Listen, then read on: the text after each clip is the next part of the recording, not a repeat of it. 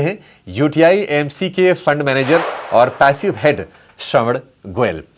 श्रवण जी, बहुत शुक्रिया आपका समय देने के लिए। स्वागत है आपका 18 हाउस। सर, बाजारों के लिए और फंड मैनेजर्स के लिए भी मैं कहूंगा बड़ा ही मुश्किल वक्त है, क्योंकि फिर निवेशक तो सवाल पूछते हैं कि बाजार में यहां से क्या होगा, और शायद किसी के पास पुख्ता जवाब नहीं है सिर्फ डोनाल्ड ट्रंप के अलावा। सर, आप जरा ये बताइए कि क्या रिडेम्पशन का भी थोड़ा प्रेशर आ रहा है? म्यूचुअल फंड से क्या लोग पैसे निकालना चाह रहे हैं? जी अभिषेक, तो जैसे कि आपने बताया कि अभी ग्लोबल इकोनॉमी वेस्ट एशिया में जो वॉर लाइक सिचुएशन है उससे जूझ रहा है। तो नॉर्मली मार्केट शॉर्ट टर्म में सेंटिमेंट ड्रिवन होते हैं। हमने टाइम एंड अगेन देखा कि जब भी कोई भी वॉर लाइक सिचुएशन बनती है या फिर कोई मेजर ग्लोबल इवेंट आता है तो मार्केट जनरली ओवर रिएक्ट करते हैं इनिशियली, बट लॉन्ग टर्म में मार्केट जो है वो अर्निंग्स ग्रोथ और वैल्यूएशंस पे ड्रिवन होते हैं। To answer your specific question regarding redemptions, so हमने लास्ट 10-15 साल में देखा है कि म्यूचुअल फंड इंडस्ट्री का जो रुझान है वो लमसम इन्वेस्टमेंट की बजाय एसआईपी के रूप में इन्वेस्टर्स इन्वेस्ट करना प्रेफर कर रहे हैं लास्ट 5 साल में स्पेसिफिकली।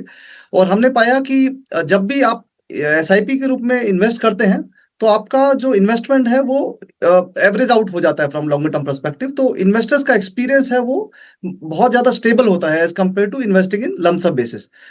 सो हमने देखा कि एसआईपी जो है वो बुक लगभग कंटिन्यू है, थोड़ा ऊपर नीचे होता रहता है बिकॉज कोई कुछ भी हॉट मनी है वो थोड़ा प्रोपोर्शन कम हो सकता है in a given market environment, but generally from medium to long term perspective हमको लग नहीं रहा है कि जो म्यूचुअल फंड में जो लोगों का इन्वेस्टमेंट है उसका रुख चेंज होने वाला है।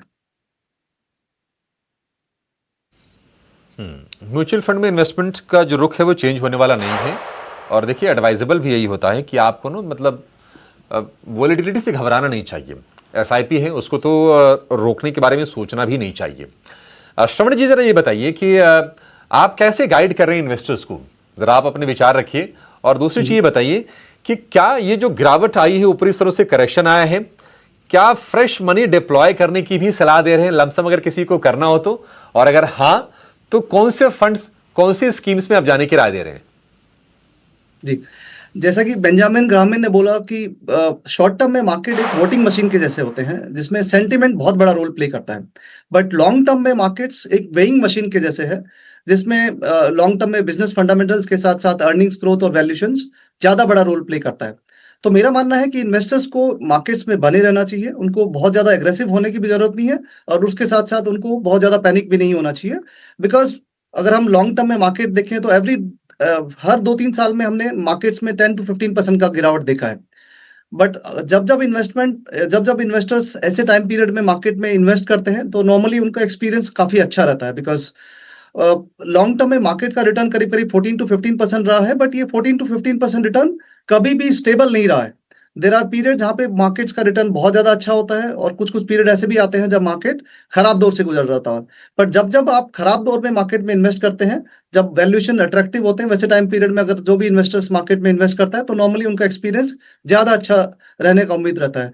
अगर हम लॉन्ग टर्म में मार्केट देखें तो एक वैल्यूएशन जो है वो एक बहुत बड़ा एक कड़ी है मार्केट में। और नॉर्मली मैं आपको इन्वेस्टर्स को बताना चाहूंगा कि आप जब भी मार्केट में इन्वेस्ट करें तो आप पास्ट रिटर्न्स के को देख के इन्वेस्ट नहीं करिए।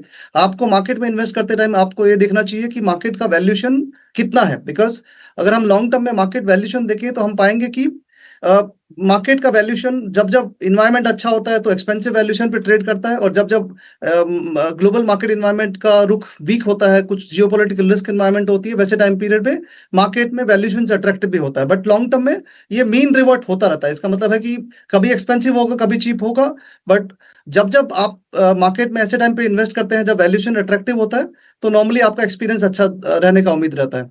हम यूटीआई में एक इक्विटी वैल्यूएशन इंडेक्स एक एडवाइजरी के तौर पे हम अपने इन्वेस्टर्स को एवरी मंथ बताते हैं।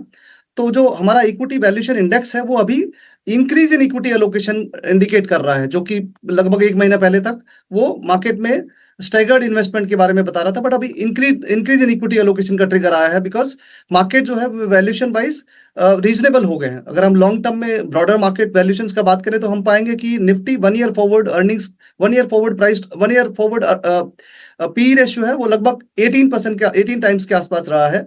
और लास्ट 18 मंथ्स में मार्केट में कंसोलिडेशन के साथ साथ 10% के आसपास का गिरावट आया है। तो अभी वैल्यूएशन जो है वो लॉन्ग टर्म एवरेज के आसपास आ गया है। सो इसी के लिए हमारा इक्विटी वैल्यूएशन जो इंडेक्स है वो इंक्रीज इन इक्विटी एलोकेशन का इंडिकेशन दे रहा है। मैं इन्वेस्टर्स को ये सलाह देना चाहूंगा कि आप स्टैगर्ड इन्वेस्टमेंट के लिए आप हाइब्रिड फंड्स का चुनाव करें, बिकॉज ये जो हाइब्रिड फंड्स है, जैसे कि मैंने बताया, ये डिफरेंट वैल्यूएशन पैरामीटर्स के बेसिस पे अपना इक्विटी एलोकेशन चेंज करते रहते हैं। जब जब वैल्यूएशन अट्रैक्टिव होता है वहां वैसे टाइम पीरियड में इक्विटी एलोकेशन इंक्रीज होता है, और जब जब वैल्यूएशन एक्सपेंसिव होता है वैसे टाइम पीरियड में एलोकेशन इक्विटी की तरफ कम किया जाता है। तो अगर आप लमसम इन्वेस्टमेंट करना चाहेंगे तो आपको hybrid investment vehicles like multi asset fund, balance advantage fund, equity savings funds का चुनाव करना चाहिए। और लमसम इन्वेस्टमेंट प्योर इक्विटी में नहीं करने का सलाह दूंगा, मैं आपको स्टैगर्ड इन्वेस्टमेंट की सलाह दूंगा। सो प्योर इक्विटी के लिए आप स्टैगर्ड इन्वेस्टमेंट का रुख अपनाइए, बिकॉज कभी भी मार्केट आप बॉटम कैच नहीं कर पाएंगे। बिकॉज अगर हम शॉर्ट टर्म में बात करें तो मार्केट जैसे कि मैंने बताया सेंटिमेंट ड्रिवन होता है, और ऐसे जियोपॉलिटिकल रिस्क एनवायरनमेंट को प्रेडिक्ट करना जी हमेशा ही बहुत डिफिकल्ट होता है। अगर हम जी। लॉन्ग टर्म में क्रूड हाँ प्राइस का हाँ बात हाँ, करें तो बिल्कुल जब सर, जब बिल्कुल। मार्केट में जब जब हम्म, जब जब जियोपॉलिटिकल रिस्क एनवायरनमेंट बढ़ा है तो वैसे टाइम पीरियड में क्रूड ऑयल प्राइस 30 से $50 के बीच में 30 से जी 50% के आसपास बढ़े हैं। अभी करंट इन्वायरमेंट में भी हमने जी। पाया कि क्रूड ऑयल 50% से ज्यादा बढ़े हैं। तो वैसे टाइम पीरियड पे नॉर्मली जो इंडियन इकोनॉमी पे है थोड़ा इम्पैक्ट आ सकता है, because for every $10 increase in crude oil prices inflation could increase by 40 to 50 basis point, और उसके साथ साथ करंट अकाउंट डेफिसिट भी बढ़ सकता है। तो मैं इन्वेस्टर्स को एक बैलेंस्ड अप्रोच जी। अपनाने की सलाह दूंगा, जहां पे आप रिस्क मैनेजमेंट के साथ साथ अपना एसेट एलोकेशन भी मेंटेन करिए। हम्म। श्रवण जी, आप एक फंड मैनेजर हैं सर, तो एक ना सवाल मेरे मन में आ रहा है, और शायद बहुत सारे ऐसे निवेशक हैं जो सोच भी रहे होंगे।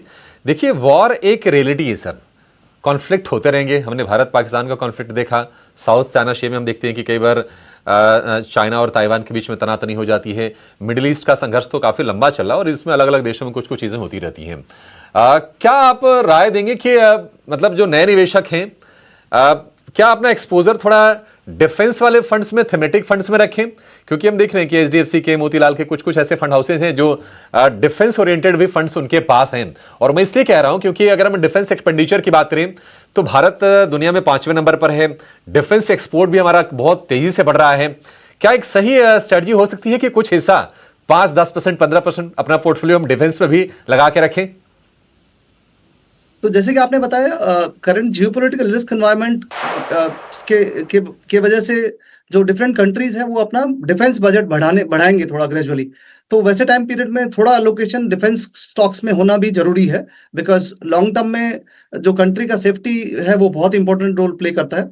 सो डेफिनेटली इसमें तवज्जो दिया जाएगा, बट हमको जब भी हम इन्वेस्टमेंट का चुनाव करें तो आपको ये भी देखने की जरूरत है कि वो पर्टिकुलर सेक्टर्स के स्टॉक्स क्या वैल्यूएशन पे ट्रेड कर रहे हैं। अगर वो सिग्निफिकेंटली प्रीमियम पे ट्रेड कर रहे हैं तो उसका मतलब है कि वो ऑलरेडी प्राइस्ड इन है to some extent.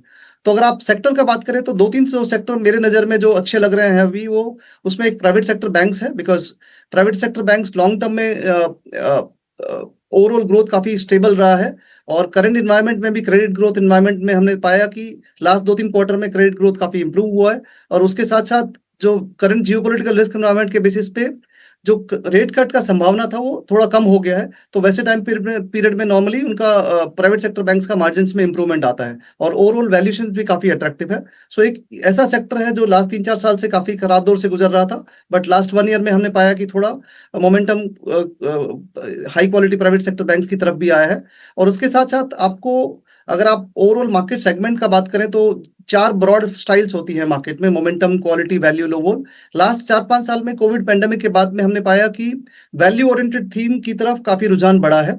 And normally जब भी 4-5 साल के बाद स्टाइल्स रोटेट भी होती है, तो उसको देखते हुए आपको कंजम्पशन ओरिएंटेड सेक्टर्स या फिर क्वालिटी ओरिएंटेड कंपनीज को तवज्जो जी देना चाहिए, जी। Because Shravan ji, generally range bound Shravan market जी। एनवायरमेंट जी क्वालिटी ओरिएंटेड जी कंपनीज ज्यादा अच्छा परफॉर्म करती हैं। जी। बिल्कुल बिल्कुल, क्वालिटी के साथ रहिए। क्वालिटी के साथ रहेंगे, आपको परफॉर्मेंस कभी न कभी निकल के आएगी। और क्वालिटी जो है ना, वो वॉलेटिलिटी को भी अच्छे से हैंडल कर लेगी। इस बात का भी आपको बाजार में ख्याल रखना चाहिए। श्रवण सर, बहुत शुक्रिया आपका समय देने के लिए, और इस बेहतरीन एनालिसिस के लिए हमारे दर्शकों को आपने गाइड किया। थैंक यू सो मच आज।